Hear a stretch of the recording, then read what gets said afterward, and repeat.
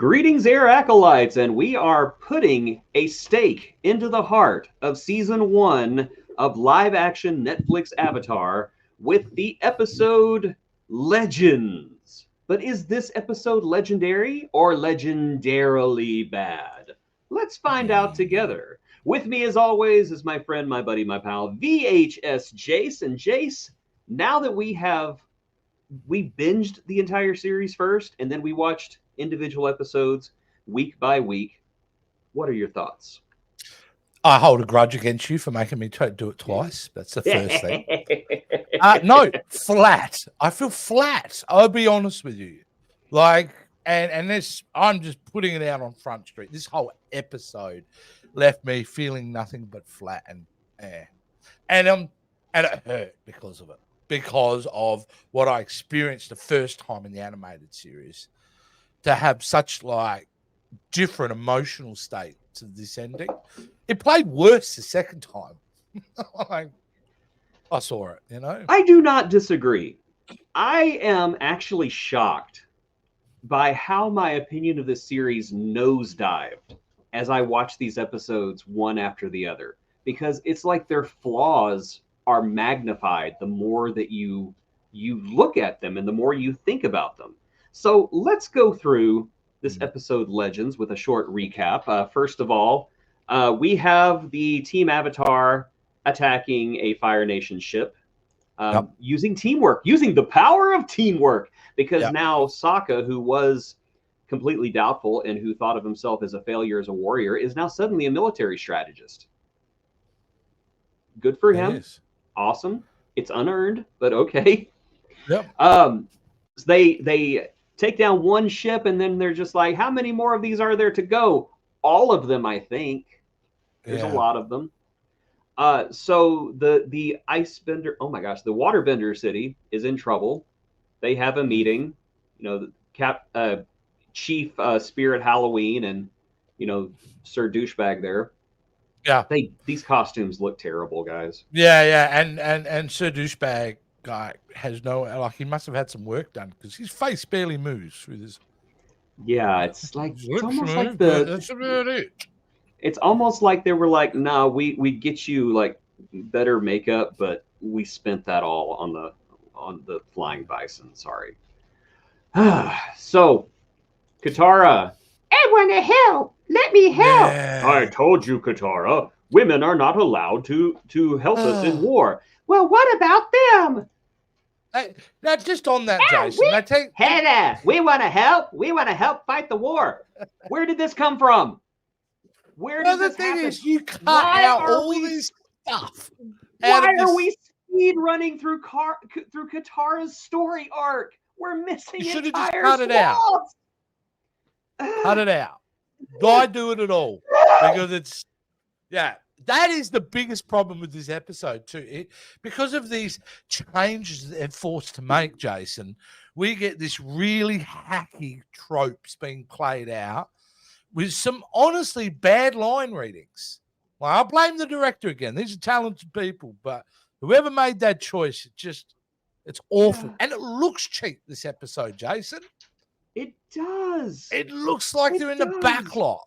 It's nothing. There were blue screens around them or something. I don't know, but honestly, I can forgive cheap special effects. Stop shortchanging Katara. Stop shortchanging this marvelous, wonderful character just because you don't think she's worthy of a story and you want all of her great character moments to happen off screen. What brought them to this? What did she say to convince all the women to come help? What happened? I'm sure it was great. I'm sure a better writer would have come up with something amazing. But look at the follow through from that. All right, you talk about that scene. Okay, we'll get everyone to help, and the tasks they're assigned is basically putting bricks up, or fortifying means cleaning up stuff and being the lackey for the soldiers. That's what. So they're not even empowered. The moment of empowerment is actually highlighting more misogyny. So this is the thing, though. The female waterbenders are healers. Wouldn't they be out on the battlefield anyway? Yeah. I mean, really close, healing people exactly as they're going down. you don't leave whenever you're playing Team Fortress. You don't leave your healer back at the base. You want him with you. Exactly. It's like, come on. So I've got my slides out of order. So we're just going to be hitting this episode out of order. Yeah, like let's just go for what we really thought. Okay, so Iroh and Zuko's big moment. I forgot his name there for a minute. In the cartoon, it was very touching. Yeah. Here, it's kind of off-putting and weird. Well, you know how I would explain it? I did like the addition of Lutan would have been proud of you. That was good. I like that. The rest of it is just kind of like, well, I'm gonna go. Okay, then, go. I will go. Well, yeah. By the way, your dead son would have really liked what you're doing. Honestly, though, the things that I liked about that relationship in previous episodes now translate to soap opera. And that's the biggest problem with anything in it. It just felt like a soap opera. Yes. You know, at this point, you know, him talking to Uncle Iroh where he's looking just off camera. Like I'm going, okay, like, come on here. Yes, exactly. That is a classic soap opera trope. Yeah, that's soap opera blocking right there. It's just bad. Exactly. And yeah, it rings false in this episode. This is actually watching this the second time. I'm going, this is one of the really awful season enders I've seen in a while. Yeah, it almost seemed like they were just ticking boxes at this point. So the battle continues and rages. War is bad. I think that was the lesson of this episode: is war is bad. And Momo gets crushed. Okay, he gets mushed like a bug. Only time I felt emotion was that moment. Yes, a CGI rat squirrel thing. That's it. Let's kill Momo for some emotion. Although honestly, we knew they weren't going to kill Momo. No. But again, let's give a shout out to Sokka, our buddy Sokka, because he sells that moment. He does. Could you imagine our boy doing that scene with nothing in his hands? Poor thing. Just a green sock. Don't leave me. It's probably like a green sock monkey in his hand. I just feel completely ridiculous at the moment. I'll be in my trailer. Oh my gosh. But yeah, Momo was dead, but he got better, which begs the question: why didn't they make the fish better? But you know, whatever. Yeah, it's fine. It's fine. It's fine. Yeah. The Fire Nation, they have a balloon now because they stole Sokka's plans from Omashu. Yeah, it would have been nice to see that. Yeah. It would have been great to see that, how they got it, but they didn't show it because that would have made sense. Just have a whole episode centered around that particular item. Have a short scene of them going into the inventor's workshop, taking them and like pushing them down and leaving. That would have been fine. But no, it's just like, oh, yes, we stole this from a guy in Omashu. We couldn't afford to bring him back for another episode. Yeah. And it's really cringy when Sokka says around, oh, I know it because I helped build it.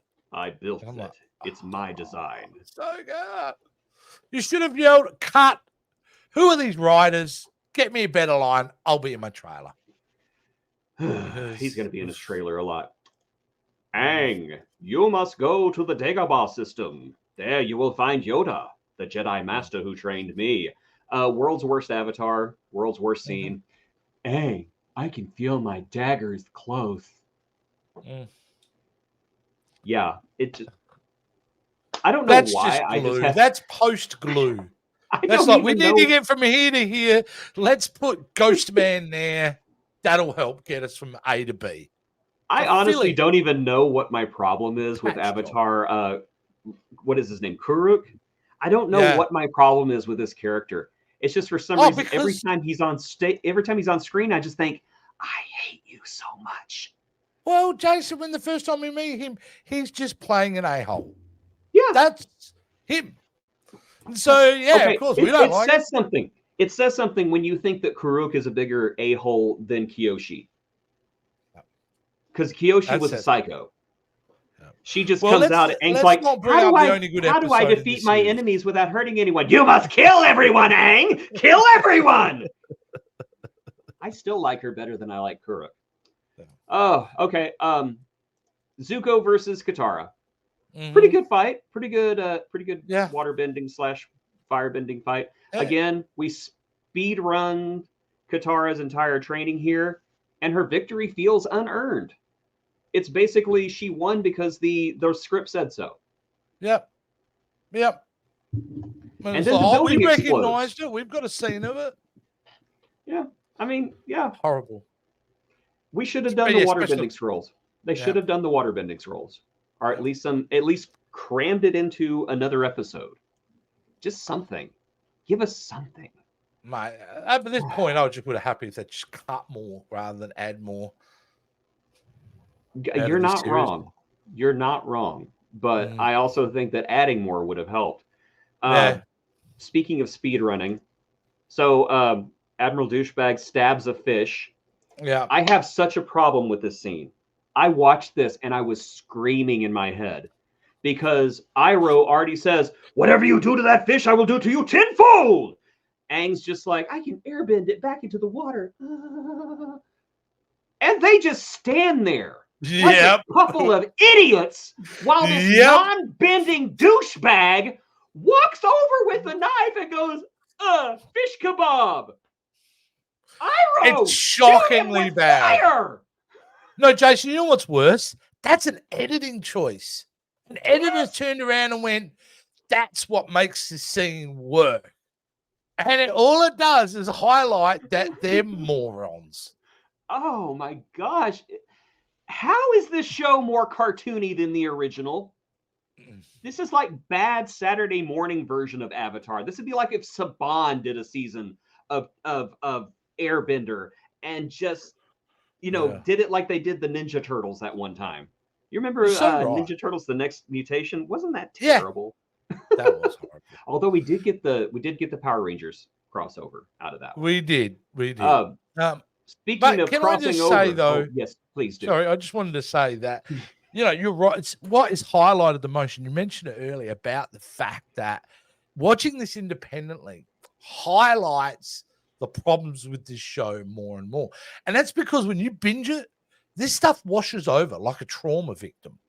But now we're set to examine the evidence before us. I start to question at certain times if this is even better than it's not as bad, but man, it dances close to M. Night at sometimes. Sometimes it really does. I can only imagine somebody watching our "If You Don't Agree, You're Wrong" show on The Last Airbender, and then turning around and watching this and going, "I thought they liked it. At first, we did. We did, changed their mind. We watched it slowly, and it's like, oh, this is actually not good. Let's continue." Best episode ever, Kyoshi Warriors is the only great episode from this series. Yes, Avatar Kyoshi is awesome, even if she is a psycho. Moving on, anyway, the fish has been kebabbed, and Princess Yue, whose hair does not look like a giant dong this time, kisses Sokka, freezes his feet to the ground, and goes to give her life back to the fish. But you know what? I jumped ahead because my pictures are out of order, and I was just like, I don't care. But before that happens, we get this, which I'm kind of surprised they did. We get what did we call it? Kaiju Aang. Kaiju Aang. Angry Aang smash. And Kaiju Aang is very cool. Kaiju Aang was very cool. I was just saying that is a really cool screen grab right there. Honestly, it kind of looks like it looks like the lava monster from Moana if it was made out of water.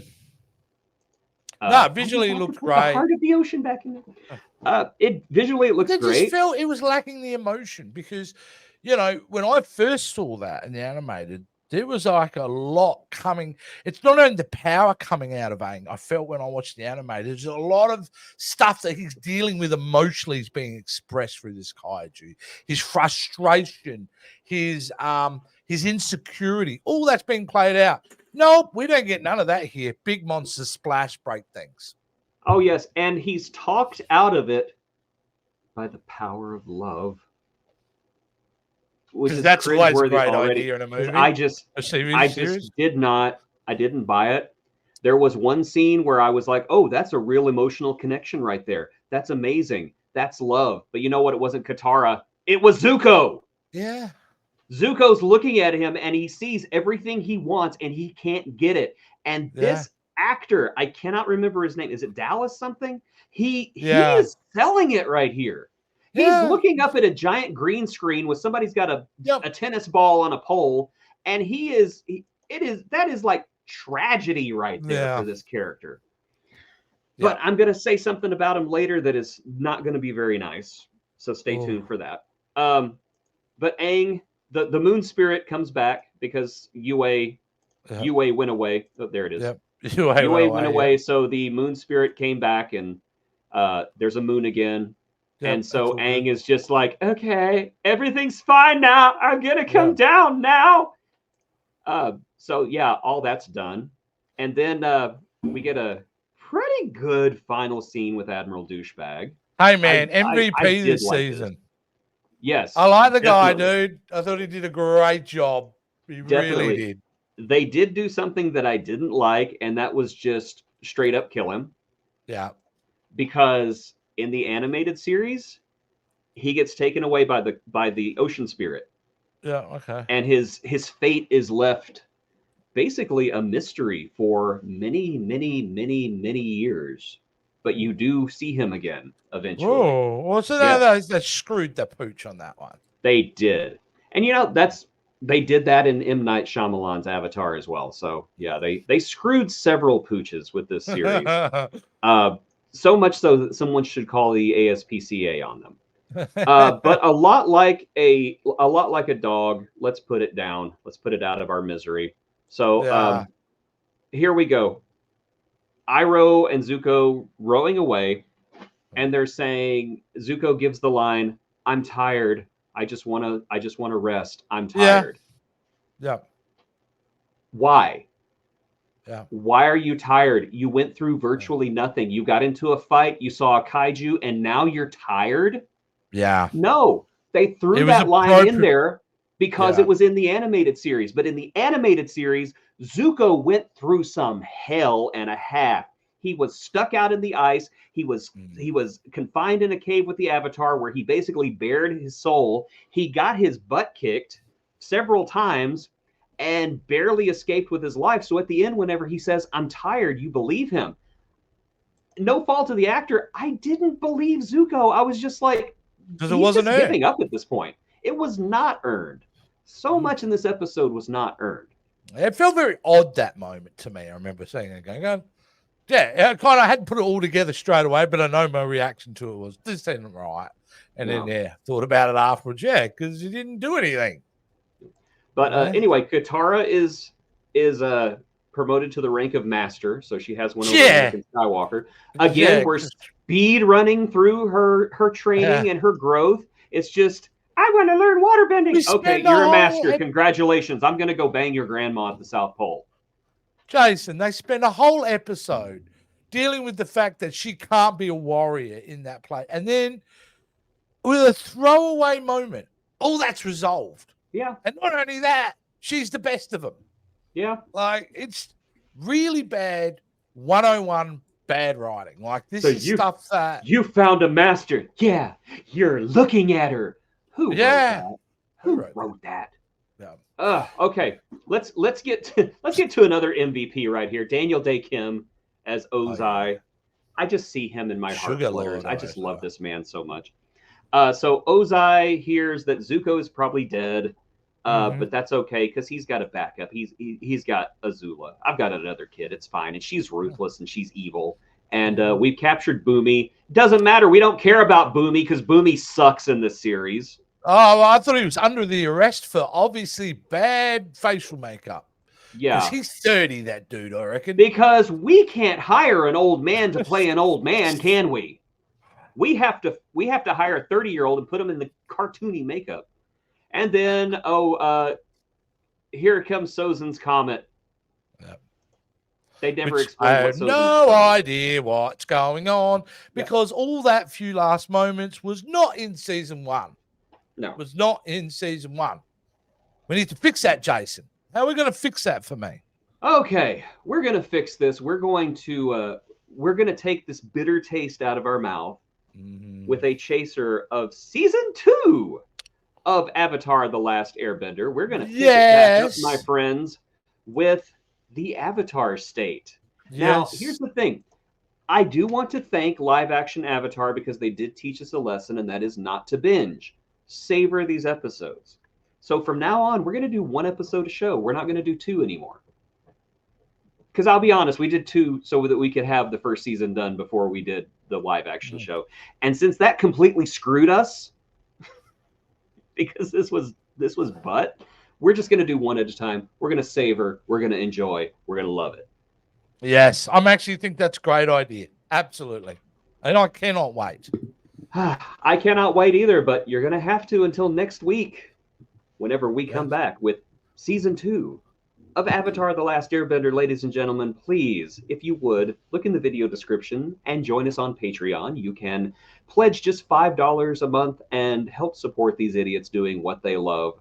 And Yes, for please. myself and for VHS Jace, we are going to give a final goodbye to Avatar: The Last Airbender live action as we go back to where we belong, animated Avatar. Thank you, and we will see you next week on the Jason Roy Gostin channel, where comedy goes to die. Who put that on there? Has that always been there? Yeah. Was it you? Yeah, I put it there.